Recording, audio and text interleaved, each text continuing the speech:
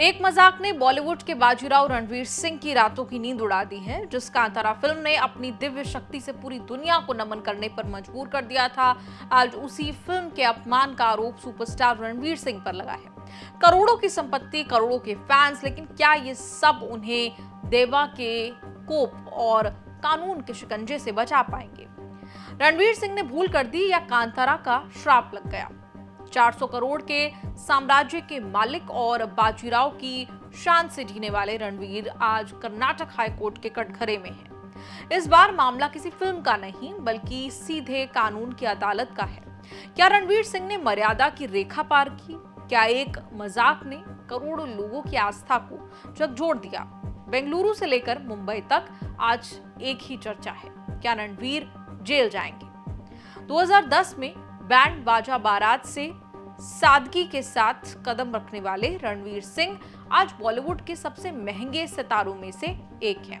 करीब 400 करोड़ रुपए से ज्यादा की नेटवर्थ वाले रणवीर एक फिल्म के लिए 30 से 50 करोड़ तक वसूलते हैं। मुंबई के सागर रेशम अपार्टमेंट में 119 करोड़ रुपए का आलिशान बंगला हो या एस्टन मार्टिन जैसी करोड़ों की गाड़ियां, रणवीर का ठाठ किसी राजा से कम नहीं है।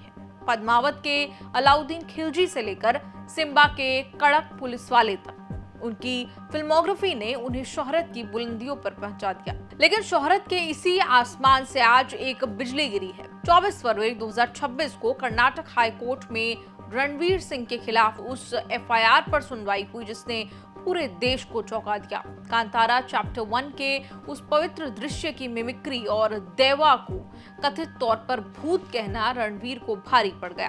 कांतारा फिल्म बड़ी हिट रही, लेकिन फिल्म को लेकर किया गया रणवीर सिंह का मजाक उससे भी इतना हिट हुआ कि हीरो के तोते उड़ गए। 2022 में आई फिल्म कांतारा ने उत्तर से दक्षिण तक भारत को एक सूत्र में पिरो दिया था।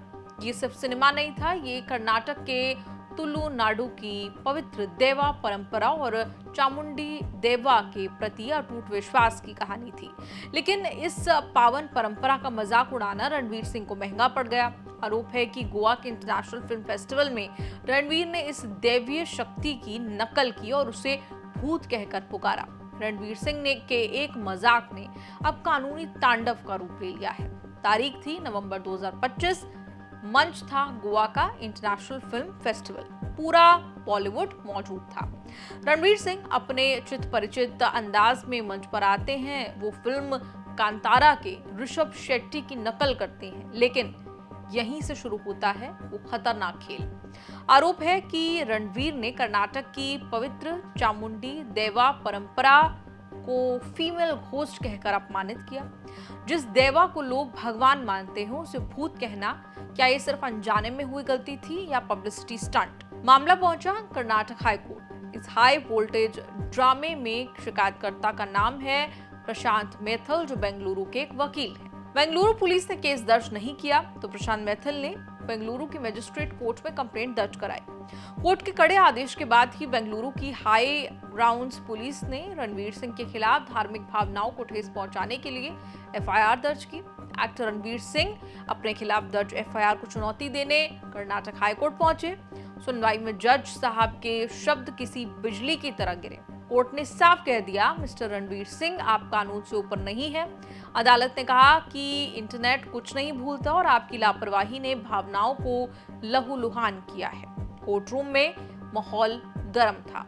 जस्टिस एम नागा प्रसन्ना ने रणवीर को कड़ी फटकार लगाते हुए कहा, आप रणवीर सिंह हो सकते हैं, लेकिन आप कानून से ऊपर नहीं हैं। कोर्ट ने अभिनेता की ढीली जुबान यानी लूज टंग पर सवाल उठाए और कहा कि एक सेलिब्रिटी होने के नाते आपकी जिम्मेदारी बड़ी है, सिर्फ माफी काफी नहीं है। कोर्ट ने 2 मार्च तक गिरफ्तारी पर रोक लगाकर उन्हें ऑक्सीजन तो दे दिया, लेकिन शर्त सख्त है, जांच में सहयोग करना होगा।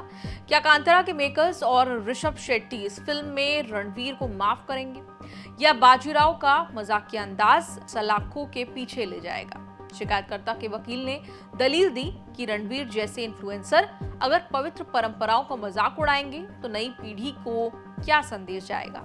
रणवीर के वकील हाथ जोड़कर माफी की गुहार लगा रहे थे। दलील दी गई कि गलती हो गई, माफी मांग ली है। कोर्ट की रहम के बाद भी तलवार अभी भी लटकी हुई है। ऋषभ शेट्टी ने ही ब्लॉकबस्टर फिल्म कांतारा की कहानी लिखी, उसे डायरेक्ट किया और लीड कैरेक्टर शिवा का रोल प्ले किया। फिल्म ने 400 करोड़ से ज्यादा की कमाई करके इतिहास रच दिया था। कांतारा में अपनी बेहतरीन अदाकारी के लिए बेस्ट एक्टर का नेशनल अवार्ड मिला। ऋषभ खुद कर्नाटक के उसी तटीय क्षेत्र उडुपी से आते हैं जहां देवा परंपरा मानी जाती है। उन्होंने फिल्म बनाने से पहले खुद कड़े नियमों का पालन किया था, इसीलिए जब रणवीर सिंह ने इसकी मिमिक्री की तो ऋषभ आहत हुए। उन्होंने या उनकी टीम ने रणवीर सिंह को कोर्ट ने घसीटा लेकिन माफ भी नहीं किया। जांच अब इस बात पर है कि क्या रणवीर सिंह को आयोजकों ने ये स्क्रिप्ट दी थी या उन्होंने खुद अपनी मर्जी से यह हरकत की। अगर ये जानबूझकर किया गया एक्ट साबित हुआ तो बीएनएस की धारा 299 के तहत रणवीर को जेल की सलाखों के पीछे भी जाना पड़ सकता है। ये लड़ाई अब सिर्फ एक एक्टर की नहीं बल्कि आस्था बनाम अभिव्यक्ति की आजादी की बन चुकी है। क्या रणवीर का सॉरी काफी होगा? रणवीर सिंह के लिए 2 मार्च की तारीख किसी अग्नि परीक्षा से कम नहीं होगी। कोर्ट कचहरी के इस एपिसोड पर आपका क्या कुछ कहना है? कमेंट्स में लिखकर अपनी राय आप जरूर बताएं। राजनीति हो या क्राइम, संसद की बहस हो या सड़क की सच्चाई, बाजार की चाल हो या रोजगार की तलाश, देश की चर्चा हो या दुनिया की हलचल, जंग के शोर से सीज फायर की खबर तक, यूपी बिहार से तमिलनाडु की सियासत तक, एस्ट्रोलॉजी के सितारों से खेल के मैदान तक, सच साफ सीधे अंदाज में देखिए तक 360, गली से ग्लोब तक।